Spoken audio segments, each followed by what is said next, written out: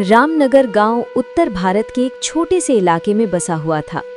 यहाँ की मिट्टी उपजाऊ थी, लेकिन किसानों की किस्मत हमेशा मौसम के भरोसे रहती थी। गांव की गलियां संकरी थीं, जहां मिट्टी के घरों की दीवारें दरारों से भरी हुई थीं और हर घर की छत पर सूखी घास के ढेर पड़े रहते थे। सर्दियों का मौसम यहाँ खासा कठोर होता था। हवा में ठंडी सिहरन, कोहरे की चादर और रातों में हड्डियां कंपकपाने वाली सर्दी।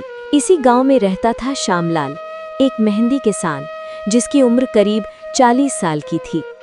उसका चेहरा सूरज की तेज धूप और कड़ी मेहनत से झुलसा हुआ था, लेकिन आंखों में एक ईमानदार चमक हमेशा बनी रहती थी। श्यामलाल की पत्नी गीता थी, जो घर संभालती थी और 2 बच्चों की माँ थी। उनका बड़ा बेटा विजय 12 साल का स्कूल जाता था और घर के कामों में हाथ बटाता था। छोटी बेटी सीता 10 साल की खेलकूद में मगन रहती थी, लेकिन ठंड के दिनों में अक्सर बीमार पड़ जाती थी। परिवार की जिंदगी साधारण थी, खेती से मिलने वाली फसल पर निर्भर, लेकिन पिछले कुछ सालों से सूखे और बाढ़ ने उनकी कमर तोड़ दी थी।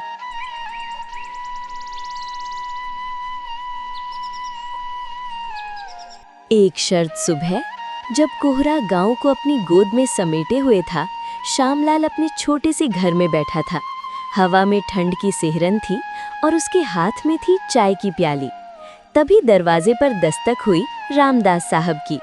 अरे श्यामलाल, सुनो, मैं आया हूँ अपने पैसे लेने। रामदास ने कड़क आवाज में कहा। उनकी आवाज में वो अधिकार था जो अमीरों की होती है।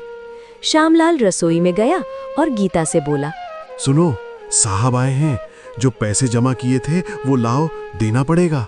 गीता रसोई में काम कर रही थी। उसने सिर उठाकर देखा, उसके चेहरे पर चिंता की लकीरें थीं। थोड़े से ही तो पैसे हैं श्यामलाल, अगर ये भी दे दिए तो कंबल कहाँ से लाएंगे? माघ की सर्दी शुरू हो गई है, खेतों में रात कैसे कटेगी बिना कंबल के? विजय और सीता को भी ठंड लग रही है, तुम साहब से कह दो, फसल कटने पर बाकी पैसे दे देंगे। श्यामलाल बाहर चला गया, लेकिन उसका मन बेचैन था। वो सोचने लगा, सर्दी सिर पर है, बिना कंबल के रातें नहीं कटेंगी, लेकिन साहब बिना पैसे लिए तो जाएंगे नहीं। अगर नाराज हो गए तो और ब्याज लगा देंगे। वो वापस अंदर आया और बोला, गीता, पैसे लाओ, दे देते हैं। साहब मानेंगे नहीं, किसी तरह पीछा छुड़ाएं, फिर कंबल का जुगाड़ करेंगे। जुगाड़? कौन सा जुगाड़ बताओ तो जरा, दूसरा इंतजाम क्या है? साहब का कर्ज तो कभी खत्म होता ही नहीं, हर महीने आ जाते हैं और ब्याज बढ़ाते जाते हैं। मैं कहती हूँ तुम ये खेती छोड़ क्यों नहीं देते? दिन रात मर मर के काम करो, फसल हो तो सारा कर्ज में चला जाए। ऐसी खेती से क्या फायदा? मजदूरी कर लो, कम से कम शाम को 2 रोटी तो मिलेगी बिना चिंता के। मैं पैसे नहीं दूंगी। श्यामलाल का दिल बैठ गया। वो जानता था कि गीता की बात में दम है। पिछले साल भी फसल अच्छी हुई थी, लेकिन सारा पैसा कर्ज में चला गया। विजय और सीता को नए कपड़े तक नहीं दिला पाए थे, लेकिन क्या करता? गांव में मजदूरी भी कम थी और खेती ही उनका पुश्तैनी काम था। तभी बाहर से रामदास की आवाज गूंजी, अरे श्यामलाल, जल्दी कर, मेरे पास इतना वक्त नहीं है। कर्ज चुकाएगा कि नहीं, या फिर मैं गांव के सरपंच से कहूं कि तेरा खेत गिरवी रखा जाए। हाँ, देखा, साहब मानेंगे नहीं। लाओ पैसे, कंबल का कोई और इंतजाम कर लेंगे, शायद पड़ोसी से उधार ले लें। गीता ने गहरी सांस ली। उसके मन में गुस्सा था, लेकिन परिवार की चिंता ज्यादा थी। हाँ ठीक है, उसने नाराजगी भरे स्वर में कहा और एक पुराने संदूक से पैसे निकालकर श्यामलाल को थमा दिए। ये पैसे जो उन्होंने कंबल के लिए बचाए थे, सीता की दवा के पैसे काटकर, विजय की किताबें ना खरीदकर। न जाने ये साहब से कब पीछा छूटेगा। तुम अपनी खेती छोड़ दो, मजदूरी में कम से कम 2 रोटी तो मिलेगी। इस कर्ज की गुलामी से तो मुक्ति मिले। अच्छी खेती है, मेहनत करके लाओ, वो भी सब कर्ज में झोंक दो। श्यामलाल ने पैसे लिए और बाहर चला गया। साहब जी, ये लीजिए, अभी मेरे पास बस इतने ही हैं। रामदास ने पैसे गिने और भौहें चढ़ाईं। ये क्या श्यामलाल, ये तो आधे भी नहीं है, मुझे पूरे पैसे चाहिए। क्या सोचा है, मैं मुफ्त में कर्ज देता हूँ? साहब जी, फसल कटने के बाद बाकी दे दूंगा, अभी मेरे पास यही है। श्यामलाल ने गिड़गिड़ाते हुए कहा। उसकी आवाज में विनती थी, लेकिन रामदास का दिल पत्थर का था। ठीक है, फसल कटने के बाद आऊंगा और तब मुझे पूरे पैसे चाहिए, वरना तेरा भला नहीं होगा, समझा? इतना कहकर रामदास वहां से चले गए। श्यामलाल ने गहरी सांस ली और बुदबुदाया, हाँ, कम से कम अभी तो पीछा छूटा। लेकिन अब कंबल का क्या होगा? ठंड बढ़ती जा रही है। श्यामलाल का परिवार गरीब था। खेती ही उनका एकमात्र सहारा थी। उसने खेती के लिए रामदास से कर्ज लिया था, लेकिन साहब ने इतना भारी ब्याज लगाया कि कर्ज की रकम 4 गुना हो गई थी। इसे चुकाने में श्यामलाल की कमर टूट रही थी। गांव में और भी कई किसान रामदास के कर्ज के जाल में फंसे थे, लेकिन कोई आवाज नहीं उठाता था। सरपंच भी साहब से डरता था। श्यामलाल ने सोचा, कभी तो ये कर्ज खत्म होगा, लेकिन ठंड के इस मौसम में परिवार को कैसे बचाऊं? जैसे जैसे दिन गुजरते गए, रामनगर में ठंड का कहर बढ़ता जा रहा था। माघ की सर्दी ने गांव को अपनी चपेट में ले लिया था। सुबह सुबह कोहरा इतना घना होता कि सूरज की पहली किरण भी मुश्किल से दिखती। लोग घरों में दुबके रहते और खेतों में काम करना दूभर हो गया था। श्यामलाल रोज सुबह उठकर खेत जाता, लेकिन ठंड से उसके हाथ सुन्न हो जाते। विजय और गीता को स्कूल भेजना भी मुश्किल हो रहा था। गीता कहती, माँ, ठंड लगती है, स्कूल मत भेजो आज। ठीक है बेटी, आज तुम घर पर ही रहो। वैसे भी आज बहुत ठंड पड़ रही है।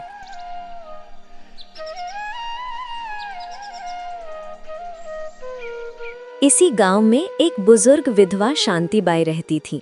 वो अकेली थी, कोई संतान नहीं, कोई सहारा नहीं। शांतिबाई की उम्र 70 के करीब थी, लेकिन ठंड में उसका शरीर और भी कमजोर हो जाता था। उसके पति की मौत कई साल पहले हो गई थी और बेटा शहर चला गया था, कभी लौटा ही नहीं। शांतिबाई गांव में घूम घूम कर लकड़ी और गोबर इकट्ठा करती और उससे उपले बनाकर बेचती थी। उसी से उसका गुजारा चलता था। उसके घर के नाम पर एक छोटी सी झोपड़ी थी, जहां दीवारें मिट्टी की थी और छत पर घास पड़ी थी। झोपड़ी के अंदर एक पुरानी चारपाई, कुछ बर्तन और एक छोटा चूल्हा, बस यही उसकी दुनिया थी। एक दिन शांतिबाई सुबह उठी। ठंड से उसके जोड़ दर्द कर रहे थे। हाय राम, आज तो ठंड हड्डियां जमा रही है। इतनी सर्दी में काम कैसे करूं? लेकिन ना करूं तो भूखी मर जाऊंगी। वो कांपते हाथों से अपनी पुरानी साड़ी लपेटी और गांव की ओर निकल पड़ी। रास्ते में हवा की ठंडी लहरें उसके शरीर को चीरती जा रही थीं। गांव पहुंचकर वो आवाज लगाने लगी, उपले ले लो मेरे बनाए उपले, एक में पूरा खाना बन जाएगा। ले लो रे उपले ले लो। लेकिन ठंड इतनी थी कि लोग घरों से निकल ही नहीं रहे थे। कुछ लोग खिड़कियों से झांकते, लेकिन कोई खरीदने नहीं आता। शांतिबाई निराश होकर सोचने लगी, आज तो कोई खरीदने नहीं आया। ठंड भी बहुत है, लगता है खाली हाथ लौटना पड़ेगा। लेकिन घर में तो खाने को कुछ भी नहीं। उपले बिके तो कुछ पैसे आए, वरना खाना कहाँ से आए। पिछले हफ्ते भी 2 दिन भूखी रही हूँ। वो एक घर के बाहर रुकी और फिर आवाज लगाई, लेकिन कोई जवाब नहीं। तभी एक युवक ने पुकारा, अरे अम्मा, जरा रुक, मुझे भी कुछ उपले दे दे। हाँ बेटा, ले ले, बाहर बहुत ठंड है। जल्दी बता कितने चाहिए।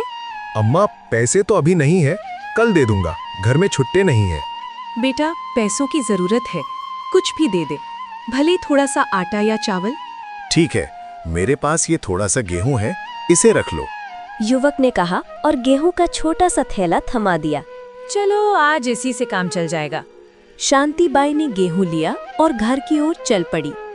रास्ते में ठंडी हवाएं और तेज हो गईं। हाय राम, ये सर्दी तो जान ले लेगी। बस किसी तरह घर पहुंच जाऊं तो रजाई ओढ़कर चूल्हे के पास बैठूंगी। बुढ़ापे में ये ठंड अब सहन नहीं होती। वो कांपते कदमों से आगे बढ़ी। शांतिबाई किसी तरह घर पहुंचे। झोपड़ी का दरवाजा खोलते ही ठंडी हवा अंदर घुस आई। वो चूल्हे के पास बैठ गई। राम जी, थोड़ी राहत तो मिली। आज तो ऐसा लग रहा था कि प्राण ही निकल जाएंगे। अब ये गेहूं पीसकर रोटी बनाऊंगी, लेकिन हाथ काम नहीं करते। वो चूल्हा जलाने लगी, लेकिन लकड़ियां गीली थी। धुआं उठा, आंखें जलने लगी। फिर भी उसने रोटी बनाई और खाई। रात में वो चारपाई पर लेटी, लेकिन नींद नहीं आई। ठंड उसके शरीर में सुइयों की तरह चुभ रही थी।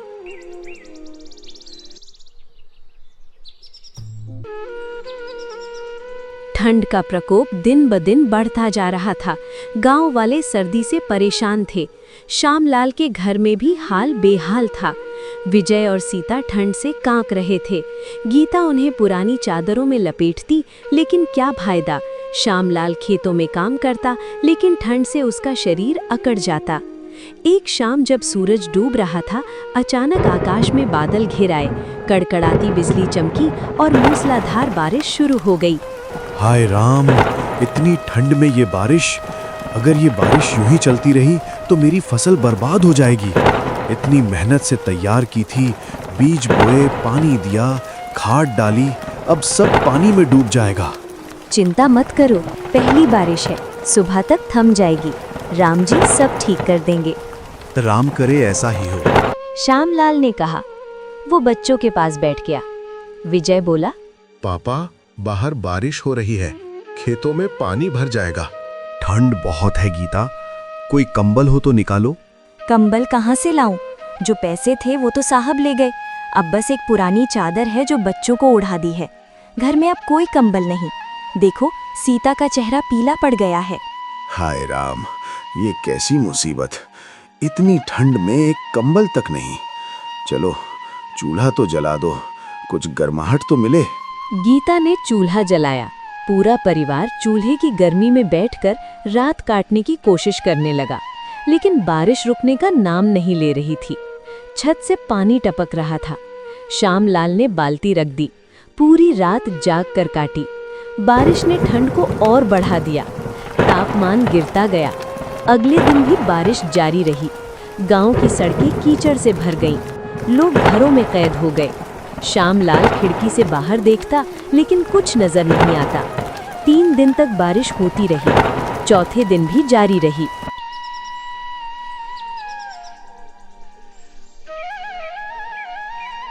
पांचवें दिन जब बारिश रुकी तो श्यामलाल खेत देखने गया। रास्ते में कीचड़ में पैर फिसलते खेत पहुंचा तो दिल बैठ गया। सारी फसल पानी में डूब चुकी थी। गेहूं के पौधे सड़ गए थे। सब्जियां बह गई थीं। हाय राम, ये क्या हो गया? सारी फसल बर्बाद। अब इस ठंड में हम क्या करेंगे? साहब परसों आएंगे कर्ज लेने। मेरे पास तो कंबल खरीदने के लिए भी पैसे नहीं। ये सर्दी की रातें कैसे कटेंगी? बच्चों को क्या खिलाऊंगा? वो रोते हुए घर लौटा। घर पहुंचकर गीता से बोला, गीता, चूल्हा जलाया है? ठंड के साथ हवा भी तेज है। हाँ, जलाया है। बच्चों का बुरा हाल है। सीता को बुखार हो गया है। विजय भी कांप रहा है। सब बर्बाद हो गया गीता। फसल का एक दाना नहीं बचा। हम तबाह हो गए। अब कर्ज कैसे चुकाऊंगा? मैंने कहा था साहब को पैसे मत दो। अब बिना कंबल के ये ठंडी रातें कैसे कटेंगी? खिड़की टूटी है, हवा घर में घुस रही है, बच्चे कांप रहे हैं। बस ये चूल्हा ही सहारा है और इसकी लकड़ियां भी खत्म होने वाली हैं। लगता है हम ठंड से मर ही जाएंगे। चिंता मत कर, मैं जंगल से लकड़ियां ले आता हूँ। नहीं, जंगल मत जाओ, ठंड बहुत है। बजरंगी काका से मदद मांगो, वो सबकी मदद करते हैं। श्यामलाल बजरंगी काका के घर जाने लगा। रास्ते में अचानक बर्फबारी शुरू हो गई। सफेद बर्फ की चादर बिछने लगी। हाय राम, ये क्या? बारिश के बाद अब बर्फ? हम गरीबों की जान ही ले लोगे। वो कांपते हुए बजरंगी काका के घर पहुंचा। काका, कुछ लकड़ियां दे दो। ठंड इतनी है कि जंगल नहीं जा सकता। चूल्हा ठंडा होने वाला है। ठीक है श्यामलाल, मेरे पास कुछ लकड़ियां हैं, ले जा, लेकिन सुबह जंगल से ले आना। मेरे पास भी ज्यादा नहीं है। श्यामलाल लकड़ियां लेकर घर पहुंचा। सीता, ये लकड़ियां हैं, एक एक करके जलाना, रात कट जाएगी। उस रात परिवार ने चूल्हे की गर्मी से किसी तरह रात गुजारी। बर्फबारी जारी रही और घर की दीवारें ठंडी हो गईं। अगली सुबह रामदास फिर आधमका। श्यामलाल, बाहर आ, मेरे कर्ज के बाकी पैसे दे। ठंड बहुत है, ज्यादा देर नहीं रुकूंगा। श्यामलाल बाहर आया। उसका चेहरा पीला था। साहब जी, मेरी फसल बर्बाद हो गई। मेरे पास अब एक पैसा भी नहीं। कुछ दिन की मोहलत दे दीजिए, मजदूरी करके कर्ज चुकाऊंगा। तेरे बहाने नहीं चलेंगे, मुझे मेरे पैसे चाहिए। नहीं दे सकता तो ये घर और खेत मेरा हुआ। अभी निकल जा यहाँ से। साहब जी रहम कीजिए, इस ठंड में मैं बच्चों और बीवी को कहाँ ले जाऊं? ये झोपड़ी ही मेरा एकमात्र ठिकाना है। मुझे इससे मतलब नहीं, घर खाली कर। रामदास ने कठोरता से कहा और चले गए। बेचारा श्यामलाल, गीता और उनके बच्चे ठंड में भटकने लगे। बर्फ गिर रही थी, रास्ते फिसलन भरे थे। राधा का बुखार बढ़ रहा था। मुझसे अब और नहीं चला जाता। सीता की तबीयत खराब है। अगर ऐसे ही भटकते रहे तो हम सब मर जाएंगे। दिन ढल रहा था और ठंड बढ़ती जा रही थी। दूर एक पुरानी कुटिया दिखी।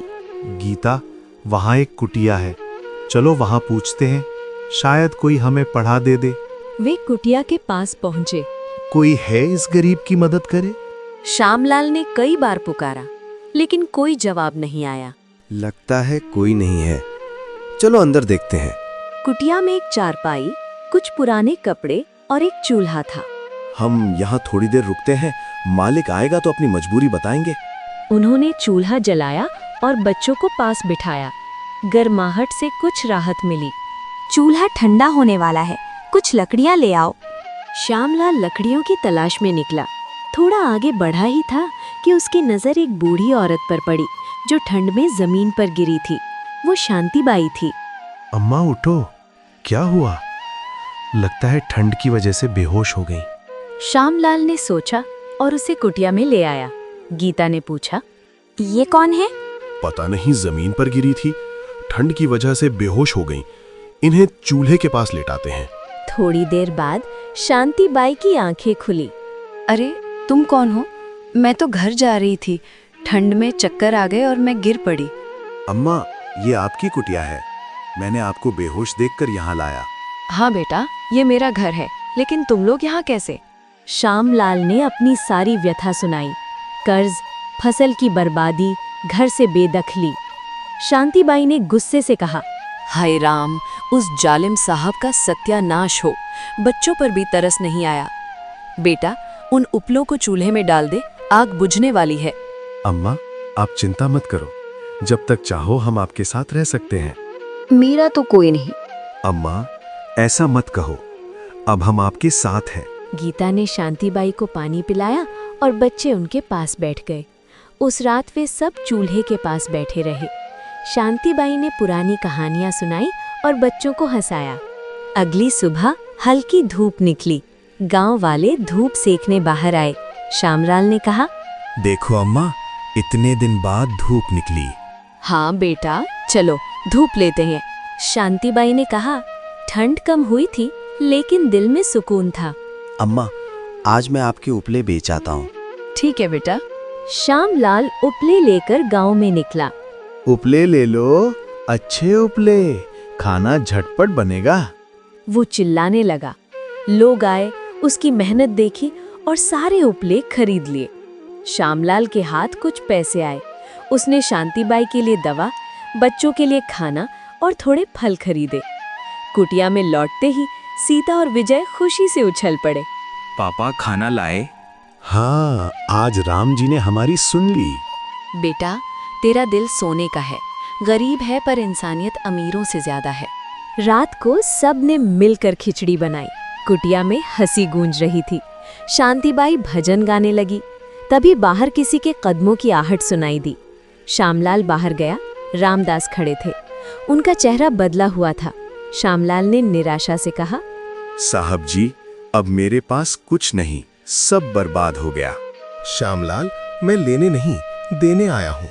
जब तूने शांतिबाई और मेरे नौकर सुभाष की जान बचाई थी, वो ठंड में गिर पड़ा था और तूने उसे उठाकर अस्पताल पहुंचाया। तब मुझे अपनी गलती समझ आई। मैंने तुझ पर बहुत जुल्म किया। ये ले, तेरे खेत के कागज और कुछ पैसे। अब तुझ पर कोई कर्ज नहीं। साहब जी, आपने तो मेरा संसार लौटा दिया। नहीं श्यामलाल, तूने मुझे इंसानियत का पाठ पढ़ाया। रामदास ने कहा और चले गए। देखा श्यामलाल, भगवान देर से सुनता है पर सुनता जरूर है। राम जी ने आज इस कुटिया में उजाला कर दिया। उस दिन से श्यामलाल का परिवार और शांतिबाई एक साथ रहने लगे।